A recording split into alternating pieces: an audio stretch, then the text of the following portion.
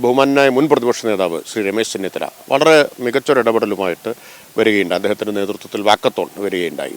അതിനെ പൂർണ്ണമായിട്ടും പിന്തുണയ്ക്കുകയാണ്. ഞാൻ അദ്ദേഹമായിട്ട് സംസാരിച്ചിരുന്നു.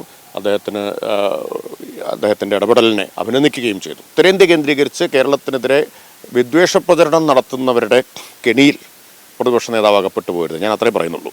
സർക്കാർ ലഹരി വിരുദ്ധ പ്രവർത്തനങ്ങളുമായി ശക്തമായ നടപടികളുമായി മുന്നോട്ട് പോവുകയാണ്. ഒന്ന് ജനകീയ പ്രതിരോധം, മറ്റൊന്ന് നിയമപരമായ നടപടികൾ. 5ാം ഘട്ടത്തിലേക്ക് കടക്കുകയാണ്. കഴിഞ്ഞ ദിവസം ആദരണീയനായ മുഖ്യമന്ത്രി പിണറായി വിജയൻ അതിൻ്റെ ഉദ്ഘാടനവും നിർവഹിച്ചു. എന്തൊക്കെയാണ് ഇനി തുടർ നടപടികൾ? തുടർന്ന് ഈ കഴിഞ്ഞ 4 ഘട്ട പ്രവർത്തനങ്ങൾ നടത്തിയതിൻ്റെ തുടർച്ച എന്ന നിലയിൽ കൂടുതൽ വിപുലമായി ജനങ്ങളെ അണിനിരത്തിയിട്ടുള്ള പ്രവർത്തനങ്ങളാണ് സംഘടിപ്പിക്കാൻ ഉദ്ദേശിക്കുന്നത്. അതിൽ ഇപ്പോൾ മയക്കുമരുന്ന് വിരുദ്ധ കുടുംബം എന്ന ഒരാശയവും ലക്ഷ്യവും മുൻനിർത്തിയിട്ടുള്ള പ്രവർത്തനം ഉണ്ടാവും. റെസിഡൻസ് അസോസിയേഷനുകളുമായി സഹകരിച്ചാണ് ചെയ്യുക. അതിലേറ്റവും നന്നായി പ്രവർത്തിക്കുന്ന റെസിഡൻസ് അസോസിയേഷനുകൾക്ക് പുരസ്കാരം നൽകാനും സർക്കാർ ഉദ്ദേശിക്കുന്നു. അതുപോലെ സ്വാതന്ത്ര്യദിനം ഓഗസ്റ്റ് 15, പിന്നെ ഒക്ടോബർ 2 ഗാന്ധി ജയന്തി ദിനം, ഇതിനിടയിൽ മറ്റൊട്ടേറെ ദിനാചരണങ്ങൾ, അന്താരാഷ്ട്ര തലത്തിൽ തന്നെയുള്ള ദിനാചരണങ്ങളുണ്ട്. ഹൃദയ ദിനമുണ്ട്, ഇൻ്റർനെറ്റ് ദിനമുണ്ട്. അങ്ങനെയുള്ള ഈ ദിനാചരണങ്ങളെയെല്ലാം ഉപയോഗപ്പെടുത്തിക്കൊണ്ട് വിദ്യാർത്ഥികളെയും ബഹുജനങ്ങളെയും അണിനിരത്തുന്ന വിപുലമായ പരിപാടികൾ ആസൂത്രണം ചെയ്തിട്ടുണ്ട്. റിപ്പബ്ലിക് ദിനം, അതുപോലെ തന്നെ ഗാന്ധി രക്തസാക്ഷി ദിനം. അപ്പോൾ ഗാന്ധി രക്തസാക്ഷി ദിനത്തോടു കൂടി അവസാനിക്കുന്ന നിലയിലാണ് 5ാം ഘട്ട പ്രവർത്തനങ്ങൾ ആസൂത്രണം ചെയ്തിട്ടുള്ളത്. ഇതിൽ ഊന്നൽ പൂർണ്ണമായും എല്ലാ വിഭാഗം ആളുകളെയും അണിനിരത്തുക എന്നതാണ്. വിദ്യാർത്ഥികൾ, അധ്യാപകർ, രക്ഷിതാക്കൾ തുടങ്ങി സമൂഹത്തിൻ്റെ ജീവിതത്തിൻ്റെ എല്ലാ തുറകളിലുമുള്ളവരെ കക്ഷി രാഷ്ട്രീയ ജാതി മത ഭേദത്തിനതീതമായിട്ട് അണിനിരത്താൻ ഉദ്ദേശിച്ചുകൊണ്ടാണ് ഈ പ്രവർത്തനങ്ങളെല്ലാം ആസൂത്രണം ചെയ്തത്. കൂട്ടത്തിൽ പറയട്ടെ, ബഹുമാന്യനായ മുൻ പ്രതിപക്ഷ നേതാവ് ശ്രീ രമേശ് ചെന്നിത്തല വളരെ മികച്ചൊരു ഇടപെടലുമായിട്ട് വരികയുണ്ടായി. അദ്ദേഹത്തിൻ്റെ നേതൃത്വത്തിൽ വാക്കത്തോൺ വരികയുണ്ടായി. അതിനെ പൂർണ്ണമായിട്ടും പിന്തുണയ്ക്കുകയാണ്. ഞാൻ അദ്ദേഹമായിട്ട് സംസാരിച്ചിരുന്നു. അദ്ദേഹത്തിൻ്റെ ഇടപെടലിനെ അഭിനന്ദിക്കുകയും ചെയ്തു. അപ്പോൾ ഇതിനെ അങ്ങനെയാണ് കാണേണ്ടത്. എല്ലാവരും യോജിക്കേണ്ട ഒരു കാര്യമാണ്. ഇതുപോലുള്ള കാര്യങ്ങളിൽ എല്ലാവർക്കും യോജിക്കാൻ എന്താണ് തടസ്സം?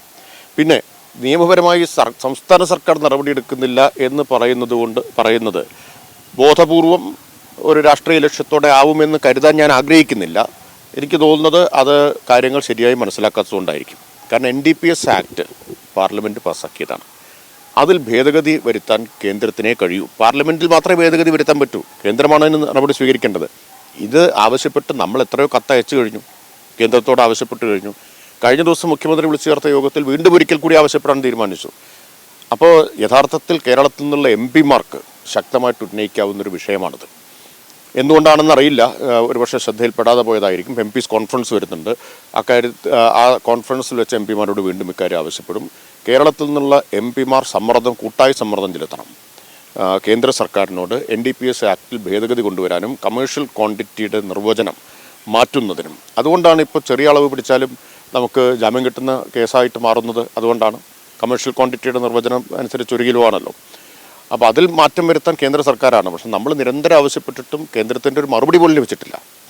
ഇത് മിനിസ്റ്ററെ അല്ല, അപ്പോൾ ഞാൻ പറഞ്ഞതൊരു മറുപടിയെങ്കിലും ഇന്ന കാരണം കൊണ്ട് ഞങ്ങളത് ചെയ്യുന്നില്ല എന്നോ അല്ലെങ്കിൽ ഞങ്ങൾ പരിഗണിക്കുന്നു ആലോചിക്കുന്നു അതിനോട് പൂർണ്ണമായിട്ടുള്ള മൗനമാണ് കേന്ദ്ര സർക്കാർ പാലിക്കുന്നത്. മിനിസ്റ്ററെ ശ്രദ്ധയിൽ ഇക്കാര്യത്തിൽ കക്ഷി രാഷ്ട്രീയത്തിലേക്ക് കൊണ്ടുപോകാൻ മിനിസ്റ്റർ ആഗ്രഹിക്കുന്നില്ല എന്ന് പറഞ്ഞു. അതാണ് ഇതിന് വേണ്ടത്. നമ്മൾ ഒരുമിച്ച് കേരളം നിൽക്കേണ്ട ഒരു കാര്യമാണ്, ഒരു പൊതു താല്പര്യമുള്ളൊരു വിഷയമാണ്. പക്ഷേ കഴിഞ്ഞ ദിവസവും പ്രതിപക്ഷ നേതാവ് VD സതീശൻ ഒരു ലഹരി വിരുദ്ധ പരിപാടിയിൽ പങ്കെടുക്കുന്നത് കേട്ടോ. അവിടെ അദ്ദേഹം പ്രസംഗിച്ചത് കേരളം ലഹരിയുടെ കേന്ദ്രമായി മാറിയെന്നാണ്. അത് കഴിഞ്ഞ ദിവസത്തെ പരിപാടിയിലും മിനിസ്റ്റർ സംസാരിക്കുന്നുണ്ട്. ഈ പുറത്ത് കേരളത്തെക്കുറിച്ച് മോശമായി ചിത്രീകരിക്കാനുള്ള ശ്രമം പുറത്തു നിന്ന് നടത്തുന്നുണ്ട് എന്ന്. പക്ഷേ കേരളത്തിൽ കാര്യങ്ങൾ ബോധ്യപ്പെടുന്ന പ്രതിപക്ഷ നേതാവ് പോലും ഇങ്ങനെ ഒരു അഭിപ്രായം പറയുന്നത് ഗുണകരമാണോ എന്നതാണ് ഈ വിഷയം പരിഹരിക്കാൻ. വളരെ നിർഭാഗ്യകരമാണ്, ഞെട്ടിപ്പിക്കുന്നതാണ്. കാരണം ഇതിൽ രാഷ്ട്രീയ ലാഭം തേടാൻ ബഹുമാനപ്പെട്ട പ്രതിപക്ഷ നേതാവിനെ പോലെ ഒരാൾ ശ്രമിക്കരുതെന്ന വിനീതമായിട്ടുള്ള അഭ്യർത്ഥനയാണ് എനിക്കുള്ളത്.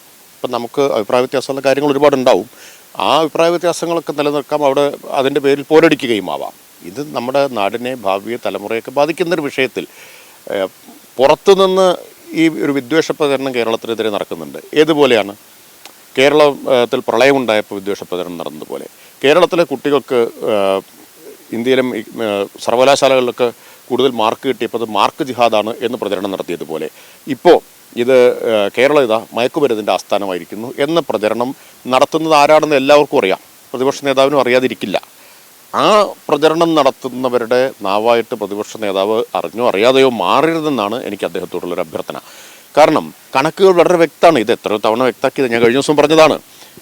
ഇപ്പോൾ കേന്ദ്ര ഗവൺമെൻറ് തന്നെ ഔദ്യോഗിക പത്രക്കുറിപ്പിലൂടെ 2025 ഫെബ്രുവരിയിൽ ഏതാനും മാസം മുമ്പ് വ്യക്തമാക്കിയൊരു കണക്കുണ്ട്.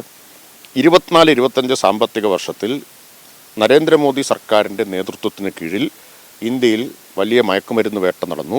25,000 കോടി രൂപയുടെ മയക്കുമരുന്ന് പിടിച്ചെടുത്തു. ഇത് തൊട്ട് മുമ്പുള്ള വർഷത്തേക്കാൾ 55% കൂടുതലാണ്. തൊട്ട് മുമ്പുള്ള വർഷം 16,000 കോടിയാണ്. അപ്പോൾ ഇത് കാണിക്കുന്നത് എന്താ?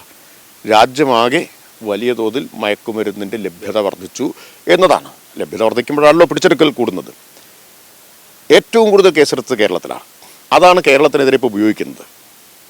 ഏറ്റവും കൂടുതൽ കേസ്, ഏറ്റവും കൂടുതൽ അറസ്റ്റ് കേരളത്തിലാണ്. പക്ഷേ 25,000 കോടി മയക്കുമരുന്ന് പിടിച്ചെടുത്തപ്പോൾ കേരളത്തിൽ നിന്ന് പിടിച്ചതിൻ്റെ മൂല്യം 100 കോടിയാണ്. അപ്പോൾ അത് കാണിക്കുന്നത് എന്താണ്? കഴിഞ്ഞ 10 വർഷം എക്കണോമിക് ടൈംസിൻ്റെ ഒരു കണക്കുണ്ട്. കഴിഞ്ഞ 10 വർഷത്തിനിടയിൽ കേരളത്തിൽ നിന്ന് ആകെ പിടിച്ച മയക്കുമരുന്ന് 547 കോടിയാണ്. പക്ഷേ കേസിൽ മുമ്പിൽ നമ്മളാണ്, അറസ്റ്റ് ചെയ്യുന്ന ആളുകളുടെ മുമ്പിൽ നമ്മളാണ്. ഇത് കാണിക്കുന്നത് എന്താ? കേരളത്തിൽ ചെറിയ അളവിലുള്ള മയക്കുമരുന്ന് പോലും പിടിക്കപ്പെടാതെ പോകുന്നില്ല എന്നതാണ്. അത്ര ശക്തമാണ്, കുറ്റമറ്റതാണ്, പഴുതടച്ചതാണ് നമ്മുടെ എൻഫോഴ്സ്മെൻ്റ് എന്നാണ് കാണിക്കുന്നത്. അതിനെ ആ നിലയിൽ പറയുന്നതിന് പകരം പുറത്ത് ഉത്തരേന്ത്യ കേന്ദ്രീകരിച്ച് കേരളത്തിനെതിരെ വിദ്വേഷ പ്രചരണം നടത്തുന്നവരുടെ കെണിയിൽ പ്രതിപക്ഷ നേതാവ് അകപ്പെട്ടു പോകരുത്. ഞാൻ അത്രേ പറയുന്നുള്ളൂ. ആ കെണിയിൽ അദ്ദേഹം പോയിട്ട് അകപ്പെട്ടു പോകരുത്. അദ്ദേഹം കാര്യങ്ങളൊക്കെ തിരിച്ചറിയാൻ വിവേകമുള്ള ഒരാളായിട്ടാണല്ലോ നമ്മൾ കണക്കാക്കുന്നത്. അദ്ദേഹം മനസ്സിലാവാതെ പറയുന്നതാണോ എന്ന് എനിക്ക് അത്ഭുതം തോന്നുന്നു. അങ്ങനെ അദ്ദേഹത്തെ പോലത്തെ ആൾ പറയരുത്. അതിൽ എനിക്ക് തോന്നുന്നു ശ്രീ രമേശ് ചെന്നിത്തല, മുൻ പ്രതിപക്ഷ നേതാവ്, സ്വീകരിച്ച മാതൃക പ്രതിപക്ഷത്തെ എല്ലാവരും സ്വീകരിച്ചാൽ നാടിന് ഗുണമായിരിക്കും. അത് ചേർത്ത് വയ്ക്കേണ്ട ഒരു ചോദ്യമാണ്. അതായത് പ്രതിപക്ഷ നേതാവ് പറഞ്ഞത്, കഴിഞ്ഞ ദിവസവും പറഞ്ഞത്, മന്ത്രി, എക്സൈസ് വകുപ്പ് മന്ത്രി കണക്കുകൾ മാത്രമാണ് പറയുന്നത്. ചില കണക്കുകൾ സഭയ്ക്കകത്തും പുറത്തും നിരത്തുന്നു. പക്ഷേ ആത്മാർത്ഥമായി ഈ വിഷയത്തെ അതായത് വേരിൽ ചെന്ന് അറുത്തുമാറ്റാനുള്ള ശ്രമം സർക്കാർ നടത്തുന്നില്ല എന്ന ആരോപണം കഴിഞ്ഞ ദിവസവും അദ്ദേഹം ഈ പൊതുപരിപാടിയിൽ ഉന്നയിക്കുന്നുണ്ട്. അപ്പോൾ ഈ അങ്ങ് പറഞ്ഞതുപോലെ ഇത് സങ്കുചിത രാഷ്ട്രീയത്തിൻ്റെ കണ്ണുകൊണ്ട് അദ്ദേഹം കാണുന്നതാണോ വസ്തുക്കൾ മനസ്സിലാക്കാതെ എന്നതാണ് എൻ്റെ ചോദ്യം. ഞാൻ വീണ്ടും പറയുന്നു, അദ്ദേഹം ഉൾപ്പെടെ എല്ലാവരും സങ്കുചിത രാഷ്ട്രീയത്തിന് അതീതമായി നിന്ന് ഈ പ്രശ്നത്തെ നേരിടാൻ മുന്നോട്ട് വരികയാണ് ചെയ്യേണ്ടത്. കണക്കുകളല്ലേ ആധാരമായിട്ടുള്ളത്? നമ്മൾ വസ്തുനിഷ്ഠമായിട്ട് സംസാരിക്കുമ്പോൾ കണക്കുകളുടെ അടിസ്ഥാനത്തിലല്ലേ സംസാരിക്കുക. അദ്ദേഹം പലപ്പോഴും കണക്കുകളുടെ അടിസ്ഥാനത്തിൽ സംസാരിക്കുന്നത്, ഞാൻ കണക്കുകളുടെ അടിസ്ഥാനത്തിലേ സംസാരിക്കാറുള്ളൂ എന്ന് അവകാശപ്പെടുന്ന ഒരാളാണ് അദ്ദേഹം. അപ്പം അദ്ദേഹത്തിന് മാത്രമാണോ കണക്കുകളുടെ അടിസ്ഥാനത്തിൽ സംസാരിക്കാനാവുക? അപ്പോൾ കണക്കുകളുടെ അടിസ്ഥാനത്തിൽ തന്നെയാണ് സംസാരിക്കുന്നത്. ആ കണക്കുകൾ അദ്ദേഹത്തിന് നിഷേധിക്കാൻ കഴിയാത്തതുകൊണ്ടാണ് അദ്ദേഹം ഈ കാടടച്ച് വെടിവെക്കുന്നത് എന്ന് പറയേണ്ടി വരുന്നു. അത് ഔദ്യോഗികമായ കണക്കാണ്. സംസ്ഥാന സർക്കാരിൻ്റെ, കേന്ദ്ര സർക്കാരിൻ്റെ ഒക്കെ കണക്കുകളാണ്. ഇനി വസ്തുതകളിലേക്ക് വരിക, നോക്കുക.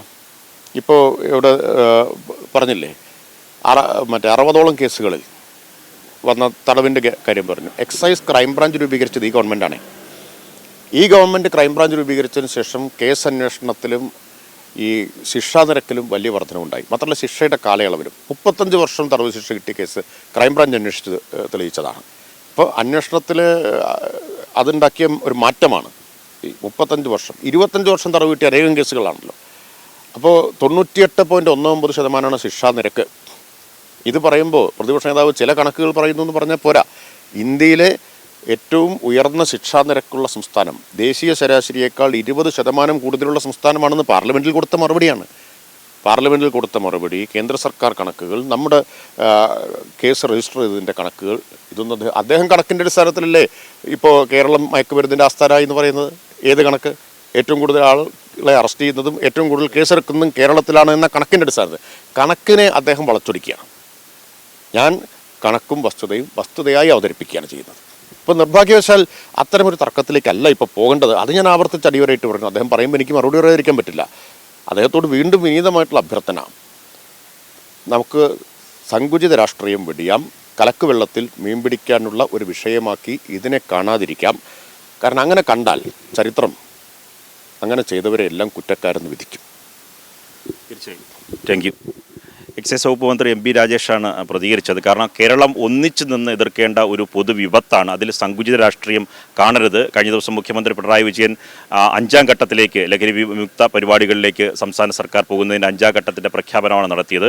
അത് സംബന്ധിച്ച വിശദാംശങ്ങൾ കൂടിയാണ് എക്സൈസ് വകുപ്പ് മന്ത്രി കൂടിയായിട്ടുള്ള M P Rajesh Kairali news പ്രേക്ഷകരോട് പങ്കുവച്ചത്. ക്യാമറമാൻ സജു കാഞ്ഞിരംകുളത്തിനൊപ്പം നിർവൻ ചക്രവർത്തി, കൈരളി ന്യൂസ്, തിരുവനന്തപുരം.